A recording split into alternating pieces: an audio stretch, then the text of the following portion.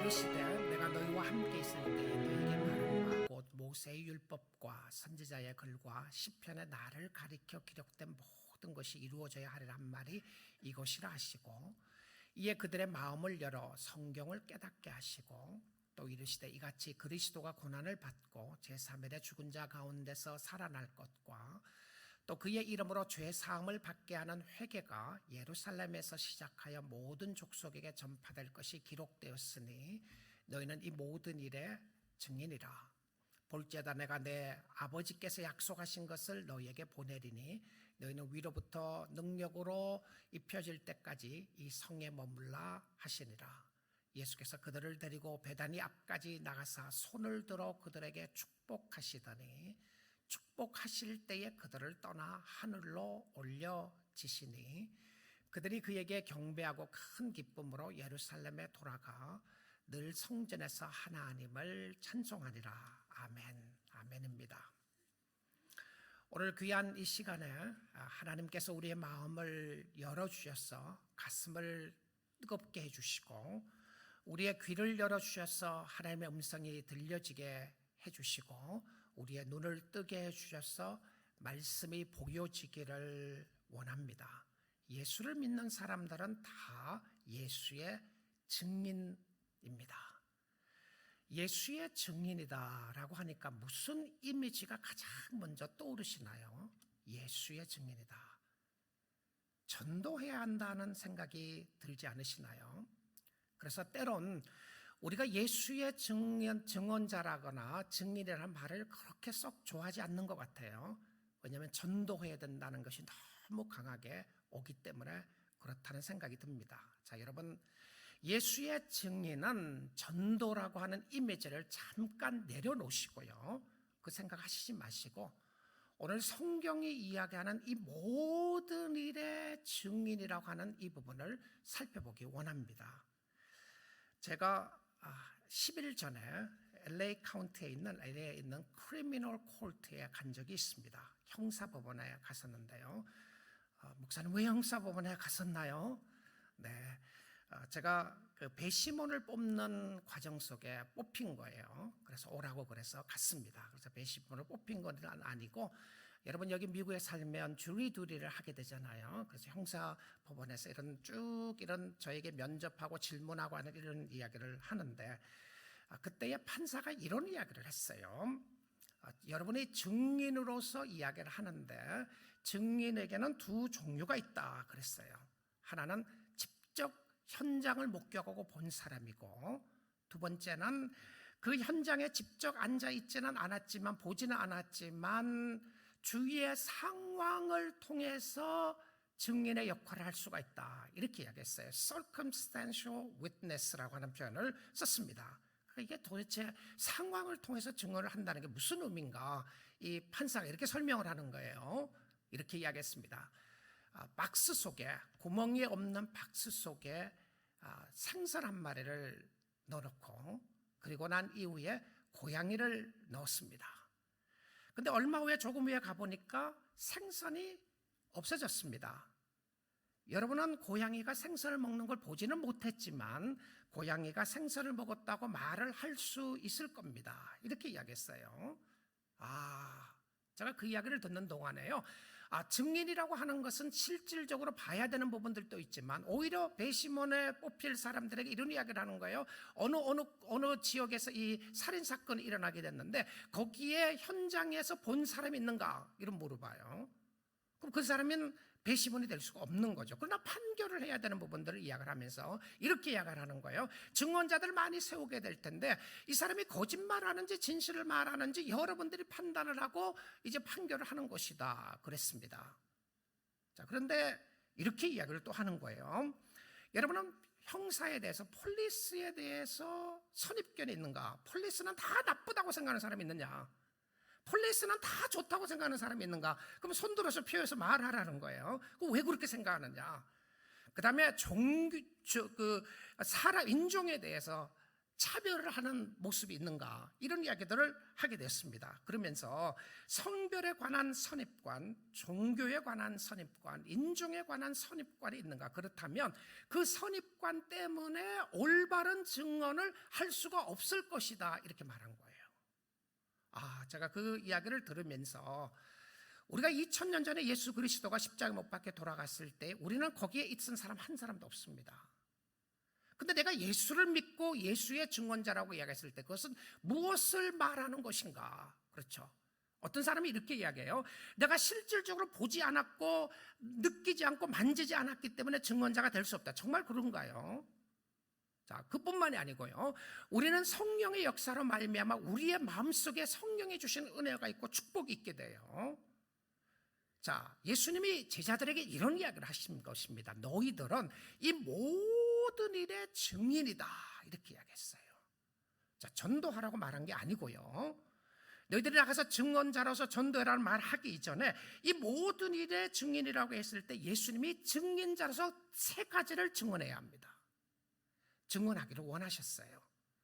자, 내가 예수의 증언자라고 이야기를 할 때에 나는 무엇을 증언해야 되는지를 해야 됩니다. 예수님은 이것을 증언하라고 증인자라고 그러는데 우리는 딴 걸 증언하면 안 되는 거죠. 그래서 오늘 성경을 통해서 무엇을 증언해야 하는지를 세 가지를 확인해 보기를 원하는데요, 먼저 24장 48절을 보겠습니다. 너희는 이 모든 일의 증인이라. 이 모든 일이라는 것이 위의 사건입니다. 그렇죠? 그럼 성경을 읽다가 보시면서 이 모든 일의 증인이라, 증인이 되라고 말하기 이전에요, 증인이다라고 하는 스테이트먼트를 이야기를 하는 겁니다. 어떤 사람인지에 대해서 이야기를 하는데 이 모든 일에는 반드시 세 가지가 있어야 합니다. 내가 예수 믿는 사람이라고 했을 때에, 내가 예수의 증언자라고 이야기하고 증인이라고 했을 때 이 세 가지를 경험해야 되는 거예요. 이 세 가지를 증언해야 합니다. 이 세 가지를 바로 알아야 되는 거예요. 첫 번째는요, 첫째는 우리는 말씀의 증언자입니다. 말씀의 증언자예요. 자, 말씀에 대한 바른 이해와 바른 생각을 해야 된다는 것을 이야기를 하는데, 누가복음 24장 44절을 보겠습니다. 또 이르시되 내가 너희와 함께 있을 때에 너에게 말한 바 곧 모세의 율법과, 모세의 율법은 모세 오경을 특별히 예수님이 지침해서 말씀하셨습니다. 창세기, 출애굽기, 레위기, 민수기, 신명기가 모세 오경이죠. 그 다음에 모세의 율법과 선지자의 글과, 구약 성경에는 선지서가 17권이 나옵니다. 대선지서가 5권 나오고 소선지서가 12권 나오는데요, 대선지서는 선지자가 크기 때문에가 아니라 책의 분량에 의해서 대선지, 소선지서를 나눴어요. 17권의 선지서가 있습니다. 그 다음에 시편이 있어요. 시편은 시편만 있는 것이 아니라 성경에 5권의 시가 있습니다. 욥, 시편, 잠언, 전도, 아가서까지가 시편이에요. 자, 그러면 그 외의 성경은 상관없는가? 그것이 아니고요, 일반적으로 구약 성경을 가르쳐서 이야기할 때 모든 구약 성경을 이렇게 이야기한 겁니다. 율법과, 모세의 율법과 선지자의 글과 시편에 무엇을 이야기하고 있습니까? 나를 가리켜 기록된 것이 이루어져야 한 말이 이것이라 하시고. 자, 성경은, 우리는 성경의 증언자입니다. 우리는 하나님의 말씀의 증언자인데요, 예수를 믿는 사람들은 신약 성경과 구약 성경 전부가 하나님의 말씀으로 믿어지는 거예요. 그뿐만이 아니고 이 신약 성경과 구약 성경이 예수 그리스도에 관한 책이라는 것을 믿어지는 겁니다. 자, 역사학자는 역사를 연구하기 위해서 성경을 읽을 수 있습니다. 철학자들은 인생을 어떻게 살아야 되는지에 대한 철학에 관한 의미로 책을 읽을 수가 있습니다. 법을 공부하는 사람들은 법이 어떤 것인가를 통해서 알고 싶어서 성경을 공부할 수가 있습니다. 그런데요, 예수님이 이야기하시는 올바른 성경의 증언자들은 누구이냐 하면, 이 모든 성경을 통해서 하나님이 살아계시고 예수 그리스도가 하나님이시며 이 모든 성경의 증언은 예수에 관한 이야기라는 것을 믿어지는 것이 은혜이고 축복입니다. 놀랍게도 오늘을 많은 사람들이 성경을 tear apart 하기 시작합니다. 이거는 2000년 전의 이야기이기 때문에 이거는 믿을 수 없고, 기적은 믿을 수가 없고 예수님의 진짜 의도는 좋은 선생이 되려고 했던 것인데 예수님은 처음부터 신이 되려고 하는 마음이 없었는데 사람들이 신으로 만들었다고 이야기를 하곤 합니다. 그리고 2000년 전의 이야기니까 이거는 우리와 오늘날의 삶과는 적용이 할 수가 없고 틀렸다고 이야기합니다. 말이 안 되는 소리가 너무 많다고 이렇게 이야기를 해요. 여러분, 시대가 가면서 성경 해석도 바뀌어지는 것 아세요? 자, 예를 하나 들면 동성연애에 관한 부분입니다. 요즘 핫포테이토와 같은 것이죠. 한국도 그렇고 미국도 그렇고 세계적으로 그런 부분인데요. 여러분 한번 생각해 보시면 불과 몇십 년 전만 해도 동성연애는 교회에서나 사회에서 죄로 여겼습니다. 시간이 지나고 난 이후에 동성연애에 대해서는 그 다음에는 disease라고 병이라고 그렇게 이야기를 했습니다. 오늘날은 어떻게 해석을 합니까? 오늘날은 동성연애는 preference라고 이야기를 합니다. 나의 그 사람의 선택이라고 이야기를 하죠. 그런데 성경은 무엇이라고 이야기를 하는가가 봐야 하는데 그 사람들도 또 그렇지 않는 사람들도 성경에 대해서 이야기를 한다고 이야기를 하죠. 성경에는 지옥에 대한 이야기를 말할 수가 없다. 지옥은 없다. 왜 예수를 통해서만 구원이 있다고 그러냐? 이건 얼마나 배타적인 가르침인가? 예수는 모든 사람을 사랑하고 모든 사람을 위해서 죽었는데 왜 예수를 통해서만 구원이 있다고 그러느냐? 정말 성경을 가지고 여러 방면으로 믿지 않으려고 발버둥 치는 모습들을 이때 보고 있습니다. 요즘 정확무오한 하나도 잘못이 없고 66권 성경은 하나님의 말씀으로 믿는 사람들이 여러분 점점 갈수록 교회나 강단을 통해서 적어진다는 사실을 아시나요? 우리는 무엇에 관한 증인입니까? 세상이 아무리 변하고 세상에 아무리 어려움이 있다고 할지라도 하나님의 말씀이 진리고 이 말씀만이 우리의 삶의 표준이 된다는 것을 믿는 고리타분하면 고리타분한 사람들이 누구입니까? 예수 믿는 사람들이었어요. 우리는 우리가 고리타분하냐 아니냐가 중요한 것이 아니고 성경이 이야기하는 것을 믿느냐 아니냐가 더 중요하다는 사실입니다. 내 머리로 이해가 되느냐가 중요한 것이 아니라 성경은 성경에 대해서 뭐라고 윗네스를 해주고 있는가, 예수님은 성경에 대해서 뭐라고 말씀하시는가. 예수님이 말씀하셨던 그 당시에 성경은 구약 성경이었습니다. 신약 성경이 쓰여지기 전이었으니까요. 제가 신학교 다닐 때에 설교학 교수들이 이런 이야기를 했습니다. 여러분이 구약 성경을 가지고 설교를 하는데 시편이든지 창세기든지 뭐 어떤 구약 성경을 가지고 설교를 하는데 하나님은 위대하십니다. 하나님은 창조주이십니다. 하나님은 놀라운 분이십니다. 하나님은 구원자이십니다. 하나님은 당신을 도우십니다. 하여튼 구약에 있는 설교를 가지고 잘했다는 거예요. 자, 근데 그 설교를 유대인 회당에 가서 한 거예요. 근데 유대인 회당에 있는 사람들이, 유대인들이 당신의 설교를 듣고 설교가 잘했다고 생각을 하면 당신은 설교를 잘못한 것입니다. 왜냐하면 구약 성경을 했으니까요. 유대인들은 예수가 메시아라는 것을 믿지 않고 구약 성경을 설교를 하면서 예수에 대한 이야기를 하지 않는다면 당신은 설교를 잘못한 거다. 그러면 유대인들에 가서 기다렸던, 구약 성경이 이야기했던 기다렸던 분이 예수 그리스도였고 예수님이라고 이야기하면 어떻게 되겠습니까? 당신이 돌마될 수도 있고 아니면 쫓겨날 수도 있다. 그래야 그 설교가 바른 설교다. 그걸 믿느냐? 이렇게 이야기했어요. 저는 그 상황 속에서도 좀 저에게 좀 터닝 포인트가 되는 역사가 있었던 것은요, 구약 성경은 율법을 이야기하면서 율법을 통해서 주시는 하나님의 은혜에 대한, 예수 그리스도에 대한 설교가 있는가? 예수님이 그렇게 말씀하셨어요. 모든 성경은 곧 나에게 관한 것이라고 이야기를 하신 거예요. 자, 그런데 성경은 지식적으로 얻을 수도 있습니다. 성경을 통해서 여러 가지를 공부할 수 있는데 실질적으로 지식적인 측면에서만 성경을 보면 나에게 변화가 아무것도 없어요. 그래서 45절을 한번 보겠습니다. 이에 그들의 마음을 열어 성경을 깨닫게 하시고. 여러분, 하나님의 말씀은 깨달음이 있어야 합니다. 깨달음요. 이 깨달음은 스스로 뉘우치거나 스스로 깨닫게 되는 것이 아니고 성령의 역사로 하나님께서 이 말씀을 믿어지게 만드시는 거예요. 깨닫게 만드시는 건데 이것이 하나님의 은혜였고 하나님의 축복이었던 것을 말합니다. 사랑하는 성도 여러분, 우리가 증언자다, 증인이라고 이야기했을 때에 무엇을 증언해야 되나요? 우리 이렇게 말할 수 있습니다. 내가 예수를 믿음으로 병이 날 수도 있고요. 예수를 믿음으로 통해서 자녀들이 잘 될 수도 있고, 예수를 믿음으로 말미암아 내가 부자가 될 수도 있고, 예수를 믿음으로 말미암아 마음의 평안을 얻을 수 있습니다. 그런데요, 이게 1차적인 증언에는 이것이 아니라는 사실을 아십니까?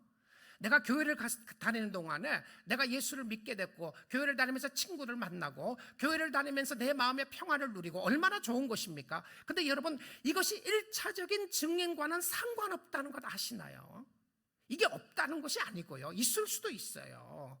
그런데 예수님의 증언이 되려면 반드시 첫 번째로 증언자로서 증언을 해야 되는 것이 무엇이냐면 하나님의 말씀과의 관계입니다.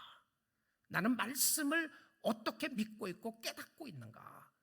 내가 이 66권 성경을 어떤 모습으로 알고 있고, 또 이것을 통하여 나는 무엇을 공부하기를 원하는가? 정말 살아계신 예수 그리스도가 이 말씀을 통해서 전해지는가 안 전해지는가? 그래서 이 강단을 통해서도요, 하나님의 말씀을 신실하게 전한다고 하는 의미는 무엇이었냐면 예수 그리스도를 높이는 겁니다. 하나님을 높이는 거예요. 하나님을 구약의 성경에서 말씀하셨던 그 하나님이 예수였다는 것을 우리가 높여야 되는 겁니다. 예수를 떠나서 하나님, 무의미한 하나님이죠. 예수님이 천지를 창조하셨는데 나는 창조주 하나님만 믿는다, 무의미한 겁니다. 왜냐하면 예수 그리스도가 하나님이셨고 말씀이 천지를 창조했다는 것인데, 말씀이 바로 예수였다는 것을 증언해 주는 것을 보여주고 있다는 사실입니다. 그래서 1차적으로 증언에 해야 되는 것은 무엇이냐면 말씀과의 관계입니다. 자, 두 번째요. 두 번째, 우리는 무엇에 대한 증언을 해야 하느냐면 예수님의 고난과 부활의 증언자입니다. 예수님의 고난과 부활의 증언자인데 무슨 말이냐면 예수님의 고난과 부활이 믿어져야 한다는 거예요. 자, 이거 안 믿어지면요, 내 마음에 감동이 좀 있었다, 그래서 나는 증인인 것 같다, 그렇게 말할 수 없다는 거예요. 예수의 고난과 죽으심과 나와 무슨 관계가 있는가? 자, 한번 확인해 보겠습니다. 누가복음 24장 46절이에요.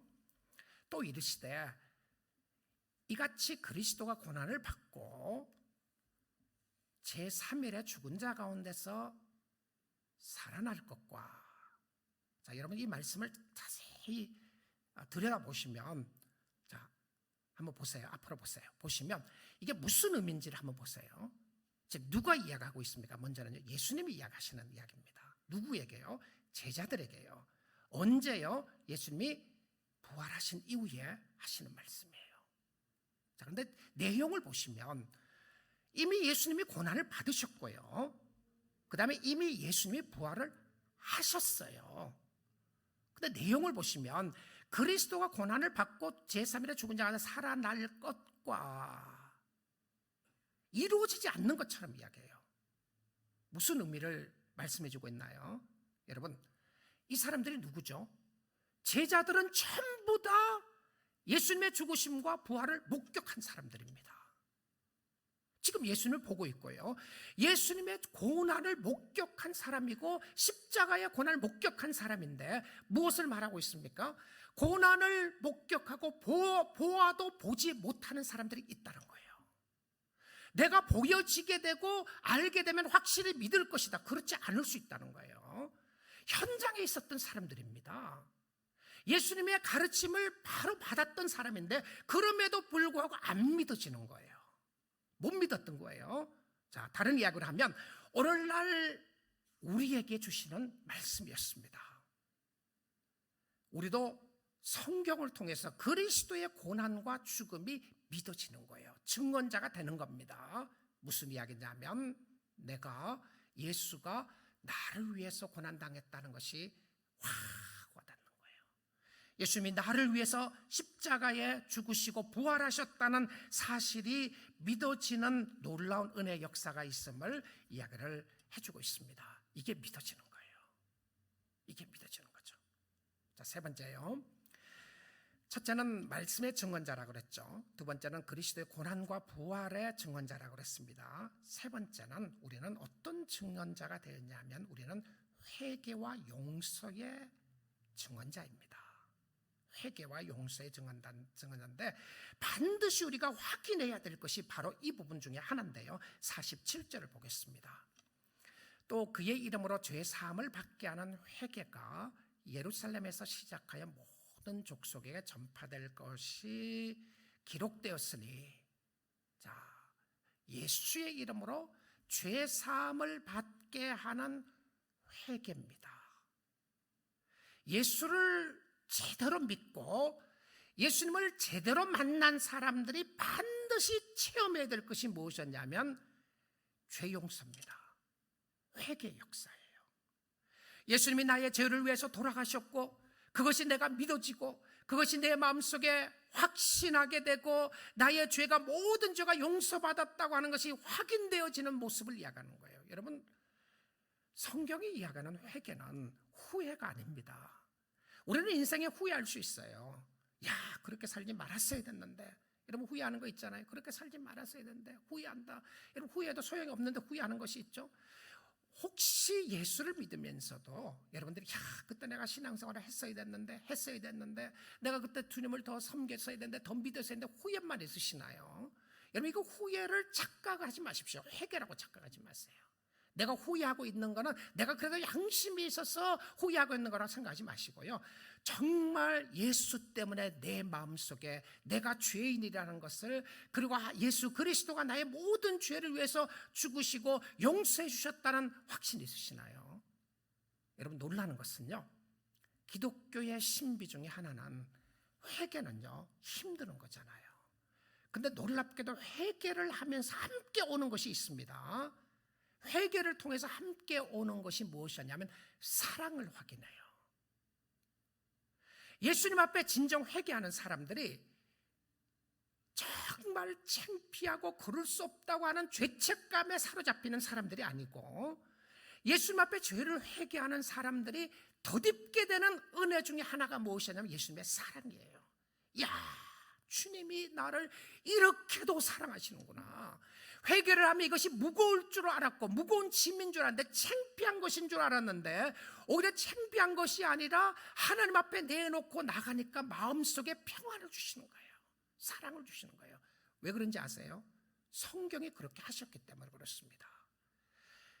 예수를 믿는 사람들에게 나타나는 진정한 회개는요, 죄책감 때문에 회개하지 않습니다.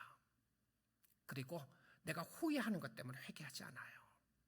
진짜 회개는요, 하나님의 사랑 때문에 회개합니다. It's your kindness, 주의 인자함이 that leads us to repentance. 주의 인자하심과 주의 사랑이 나를 회개하게 한다. 근데 회개하는 사람들의 진정한 모습 속에 정죄가 나타나지 않고 하나님의 사랑을 확인하게 해줍니다. 왜 그러냐면 용서받았다고 하는 축복 때문에 그래요. 이 세 가지 놀라운 모습이죠. 예수 믿는 사람들은요, 이 세 가지를 확인해야 됩니다. 이 세 가지가 증언을 해야 돼요. 이 세 가지를 반드시 가져야 하나님을 잘 사랑할 수 있게 되는 것을 보여주고 있습니다. 자, 근데 이 증인들에게 예수님이 약속의 선물을 주십니다. 이 세 가지를 증언하는 사람에게 선물을 주시는데 그 약속의 선물이 무엇이었냐면 성령입니다. 성령이요. 24장 49절 보겠습니다. 볼지어다 내가 내 아버지께서 약속하신 것을 너에게 보내리니, 아버지께서 약속하신 것을 너에게 보내리니 너희는 위로부터 능력으로 입혀질 때까지 이 성에 머물라 하시리라. 예루살렘에 머물러 있으라. 언제까지? 능력이 임할 때까지. 무엇으로 통해서? 성령을 통해서 능력이 임할 때까지 기다리라고 하셨습니다. 이것이 오순절 마가 다락방에서 그들이 함께 모여서 기도하는 동안에 성령께서 임하셨던 역사를 보여주고 있어요. 예루살렘으로 향하여 모여 있었던 주의 백성들에게 성령의 충만함을 받게 했던 것을 보게 됩니다. 세상 길로 가고 있었던 사람들, 좌절과 절망으로 엠마오로 가고 있었던 제자들이 부활하신 예수를 만난 이후에 예루살렘에 모였습니다. 함께 모여서 기도하고 함께 모여서 예배드리고 함께 모여 있었을 때에 하나님의 임재의 상징이었던 예루살렘에서 그들이 성령을 받고 나가게 됩니다. 오늘날로 이야기를 하면 주님이 중심이 되는 삶, 교회를 중심으로 해서, 말씀을 중심으로 해서, 예배를 중심으로 해서 이곳에 모여 있을 때에 성령의 강권적인 역사가 나타나는 것이었습니다. 성령의 역사는 예수를 증언하게 했었어요. 요한복음 15장 26절을 보겠습니다. 내가 아버지께로부터 너에게 보낼 보혜사가 카운셀러입니다. 카운셀러, 돕는 사람, 카운셀러. 우리를 돕고 계시는 성령님이 곧 아버지께로부터 나오시는 진리의 영이, 아버지께로부터 오는 진리의 영이 오실 때 그가 나를 증언하실 것이요.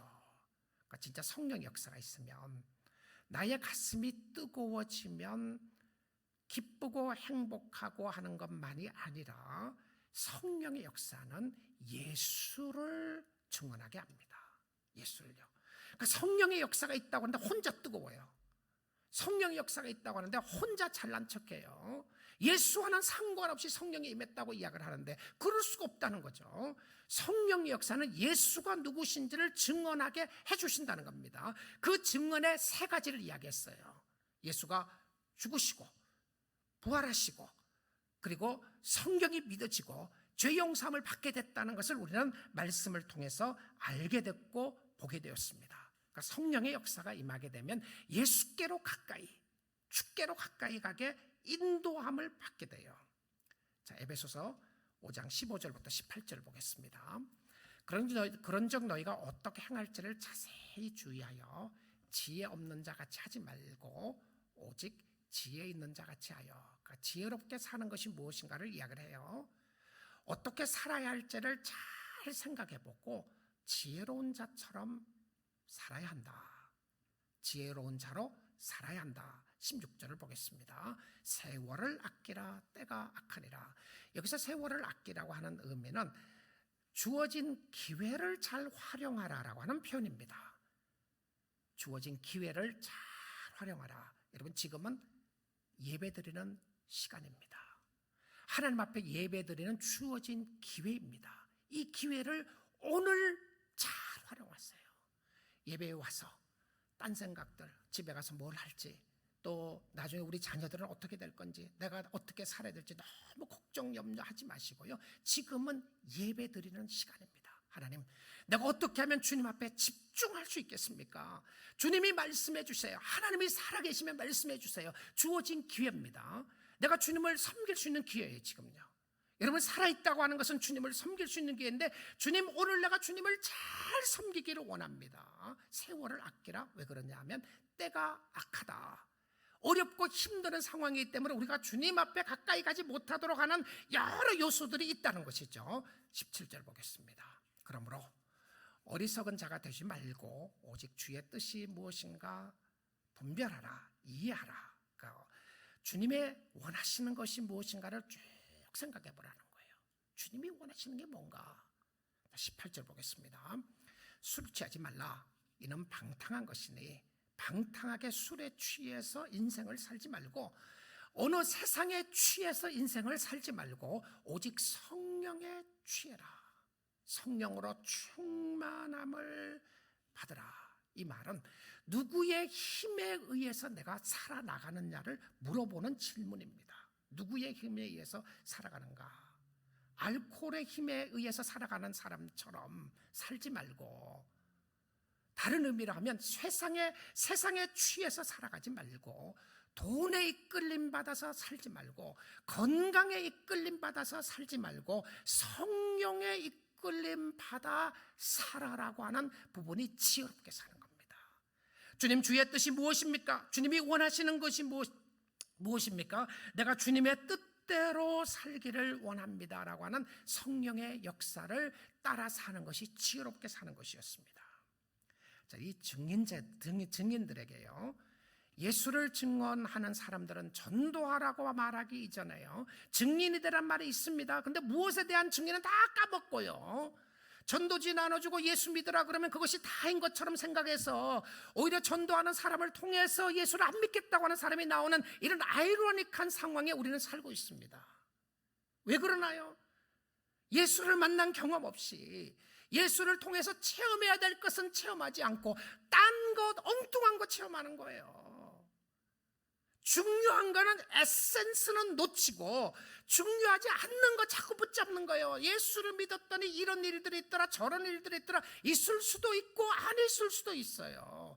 예수를 믿고 부자가 되는 사람도 있고, 예수를 믿고 가난하게 되는 사람도 있고, 예수를 믿었는데 병이 낫는 사람이 있고, 예수를 잘 믿었는데 죽는 사람들도 있고, 그 병 때문에 죽는 사람들도 있고, 예수를 믿는데 핍박당하는 사람도 있고, 예수를 믿는데 평안하게 잘 사는 사람들도 있었어요. 근데 예수를 믿으면 무조건 다 잘 된다고 말하면 여러분에게는 사실일지도 모르지만 진짜 우리가 증언해야 될 것이 그거였나요? 우리는 예수의 증언자들을 잘못 생각하는 부분이 너무 많은 것 같아요. 당신의 비즈니스가 잘 되기 위해서 예수를 믿으면 비즈니스가 잘 된다. 잘 될 수도 있어요. 예수를 믿었기 때문에 잘 됐나요? 다 예수님이 주시고 하나님이 주신 거죠. 그렇지만 하나님이 각 사람에게 주어진 상황과 형편이 있습니다. 이것 놓치고 중요한 예수를 믿었더니 무엇에 대한 증언자라는 것은 놓쳐버리고 실질적이지 않는 비증언을 하고 그것이 가장 중요한 것으로 착각하고 있다면 우리는 증인의 삶이 무엇인지를 성경이 이야기하는 것 놓치고 있다는 사실이에요. 예수님이 살아계시고 그가 나의 모든 죄를 용서해 주시고 성경은 진리의 말씀이고 하나님의 말씀이라는 것이 믿어지고 이것을 증언하라고 성경은 이야기하고 있는데 교회도 이것을 증언하지 않고 다른 것을 증언한다면 우리는 진짜 증인자가 아닌 거예요. 주님이 원하시는 증인자가 아닌 것이죠. 그런데 예수님은 이 증인들에게 놀라운 축복을 하세요. 저와 여러분을 얼마나 사랑하시는지요. 축복을 하시는데 그 축복의 모습을 오늘 누가복음 마지막 줄로 마지막으로 한번 보도록 하겠습니다. 그러니까 누가복음의 끝은 예수님의 승천이에요. 그렇죠. 예수님이 승천하셨다. 죽지 않고 하늘로 올라가셨다. 이거죠. 승천입니다.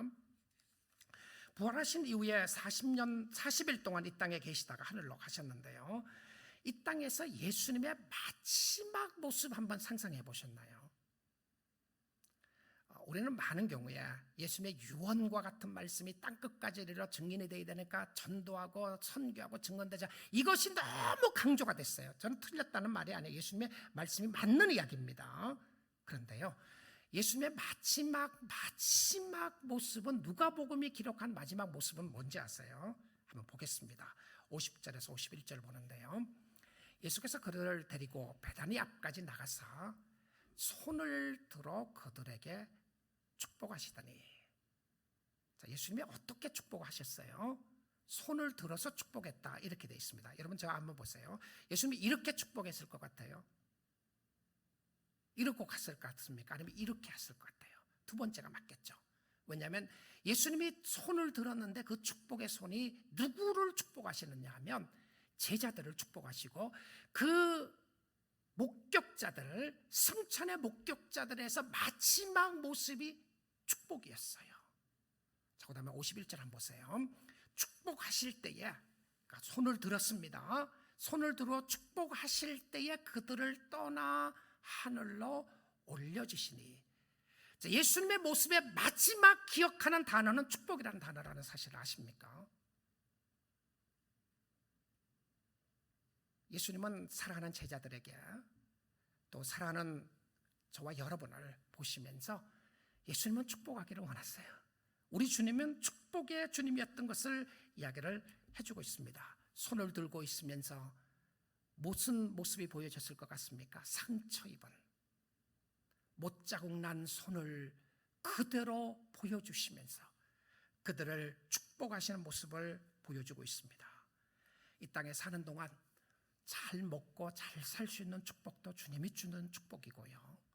우리가 이 땅에 사는 동안 가정을 주시고 교회를 주시는 것도 주님이 주시는 축복이고, 우리가 이 땅에 사는 동안에 건강을 주신 것도 주님이 주신 축복인데요. 그것과 함께 하나님은 우리에게 영생의 축복을 주셨습니다. 하나님의 자녀 삼아 주시는 축복을 주시고 여전히 말씀으로 살 수 있는 은혜를 주시고 축복을 주시면서 마음의 평강 주시고 기쁨 주시고 감사 주시고 행복하게 하시고 우리로 하여금 주님을 섬길 수 있는 그 놀라운 역사로 축복을 하시면서 주님이 가셨습니다. 그리고는 우리로 하여금 축복의 증인이 되기를 원하셨던 것이죠. 자, 구약 성경에서도 제사장을 통하여 축복을 선언하셨던 부분이 있습니다. 목회자가 마지막에 예배 끝나기 전에 축도하는 모습이죠. 그 모습이 민수기 6장 24절에서 27절에 나옵니다. 자, 이제 아론과 제사장에게 내 이름으로 이렇게 축복하라고 그랬어요. 여호와는 내게 복을 주시고 너를 지키시기를 원하며 여호와는 그의 얼굴을 내게 비추사 은혜 베푸시기를 원하며 여호와는 그 얼굴을 내게로 향하여 드사 평강 주시기를 원하노라. 여기까지입니다. 정말 주님 놀랍죠? 여호와는 그 얼굴 빛을 비춰주시고 여러분에게 축복해 주시고 은혜 주시고 평강 주시기를 원하신다. 자, 그런데 27절을 한번 보겠습니다. 그들은 이같이 내 이름으로, 하나님의 이름으로 이스라엘 자손에게 축복할지니 내가 그들에게 복을 주리라. 제사장은 선언하는 사람이었고요, 진짜 복을 주는 사람은 하나님이었습니다. 목회자를 통해서 하나님이 복을 주시는 것이고 설교를 통해서 은혜 받는 것 하나님이 은혜 받게 하시는 겁니다.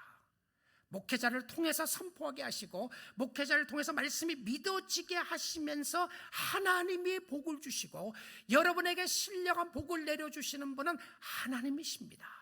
하나님께 감사하시고 하나님을 의지하시고 하나님을 바라보세요. 자, 이 증인들은 받은 증거를 가지고 어떻게 그러면 살아야 하나요? 여러분, 어떻게 살아야죠? 축복받은 자들에게 세 가지 변화의 역사가 나타나기 시작했습니다. 아까 이야기하는 이런 축복을 받게 되고 이런 증인이 되게 되면 그들에게 변화의 역사가 일어나게 되는데, 첫 번째 부분 누가복음 24장 52절 보겠습니다. 그들이 그에게 경배하고, 자, 지금 승천하셨어요. 그렇죠? 승천하셨습니다. 승천하시고 난 다음에 그들이 첫 번째 했던 것이 무엇이었냐면 경배라고 하는 단어입니다. 이 경배라고 하는 단어가 예배라고 하는 단어로 쓰여지는 단어인데요, 그들이 그에게 예배하고, 혹시 그냥 궁금하실 것 같아서 말씀드렸는데 왜 저렇게 괄호를 쳐놨는가? 여러분, 가로를 쳤는, 여러분 성경에도 보게 되면 가로 쳐놓은 곳이 있는데요, 가로 쳐놨던 이유는요, 어떤 매뉴스크립트에는, 어떤 사본에는 이 말이 빠져 있다고 하는 의미로 가로를 쳐놨습니다.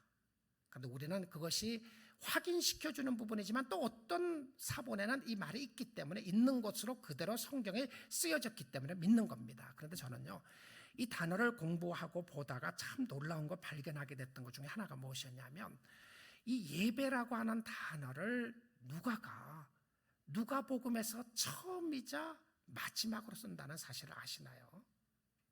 누가는 지금까지 경배나 예배라는 단어를 세이브한 거예요. 너무나도 중요한 단어였기 때문에 세이브를 했다가 언제 썼다고요? 예수님이 승천하고 난 이후에. 자, 다르게 이야기를 하면 예수가 없는데, 예수가 보이지 않는데 경배하는데 무슨 의미가 있느냐? 그렇게 말하는 사람들이 틀렸다고 하는 것을 보여주기 위해서 예수님이 승천하고 난 이후에 저와 여러분에게 주시는 메시지로 경배라는 단어를 썼다는 겁니다. 예수님이 승천하고 난 이후에 안 보이는데 그들이 했던 첫 번째 모습이 무엇이었냐면 경배의 모습이었어요. 예배의 모습이었다는 거죠.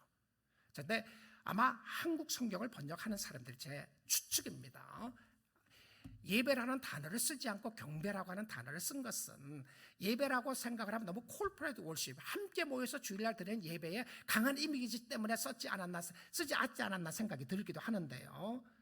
그런데 예배라고 하면 티피컬 스테레오타입이 있는 거죠. 찬송하고 기도하고 그 다음에 말씀 듣고 축도받고 헌금하고, 이것을 예배의 티피컬한 이미지로 생각한다면 이 상황 속에서 그들이 예배했던 모습은 진짜 하나님의 이름을 높였던 겁니다. 경배한 것이죠.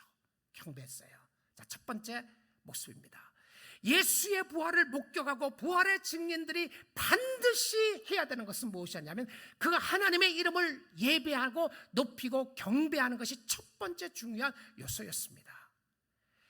여러분, 진짜 하나님이 받으시는 예배는요, 누구 예배인지 아세요? 예수 믿는 사람들, 부활의 증언자들, 고난의 증언자들, 성경이 믿는 사람들이 드리는 예배를 받으십니다. 그래서 최근에 썼던 표현이 구도자의 예배라고 하는 표현을 썼습니다.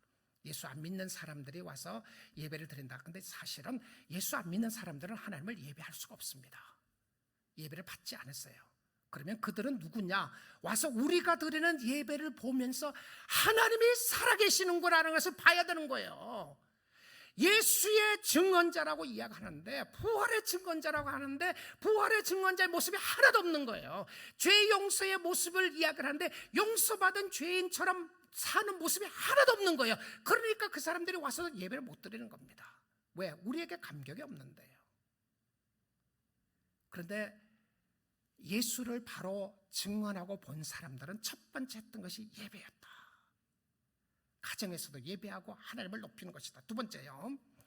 두 번째 모습이 52절에 그대로 한 번 더 보겠습니다. 52절에 보게 되면 큰 기쁨으로 예루살렘에 돌아와. 그러니까 두 번째 변화의 역사가 무엇이냐면 큰 기쁨입니다. Extreme joy, extreme joy. 굉장히 강권적인 기쁨의 역사인데 이것은 감정의 변화죠. 지난 시간에도 그랬죠. 여러분, 하나님이 우리에게 감정을 주셨다고요. 감정은 하나님의 선물입니다. 감정을 통해서 하나님 앞에 나아가는데 예수 믿는 사람들에게 반드시 가져야 될 감정 중에 하나가 뭐냐면 기쁨입니다. 주님 때문에 기뻐하는 거예요.